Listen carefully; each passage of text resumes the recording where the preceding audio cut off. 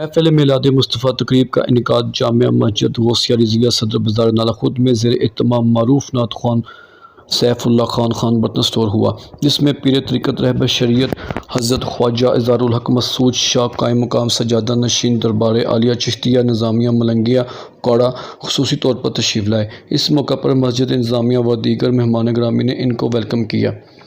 تقریب کا آغاز تلاوت قرآن پاک سے ہوا، جس کا شرف قاری محمد امین نقشبندی نے حاصل کیا۔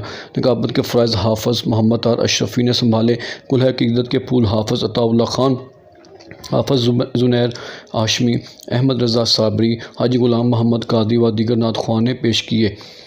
محفل تقریب میں امام مسجد حاضہ قاری سیف احمد نے افتتاحی خطاب فرمایا۔ کوڑا سے آنے والے پیر خواجہ اظہار الحق مسعود شاہ نے تقریب میں اپنا روحانی وجدانی خطاب فرمایا۔ پیر مختار احمد صابری آستانہ عالیہ منظور المشائخ نے نماز کی تلقین کرتے ہوئے دعائیہ کلمات کہے۔ تقریب کے اختتام پر عطا اللہ خان نے درود و سلام پیش کیا۔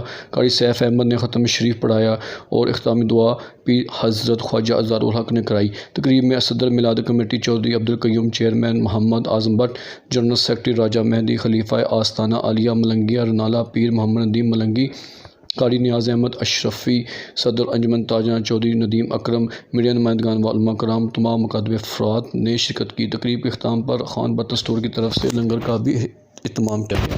صرف 12 دن کی محبت کافی نہیں ہے، محبت کرنی ہے تو 12 مہینے کریں۔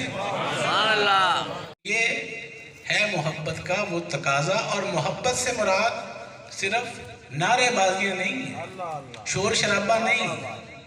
محبت کا جو عملی مظاہرہ ہے وہ حضور کی تعلیمات پر عمل کرنا ہے۔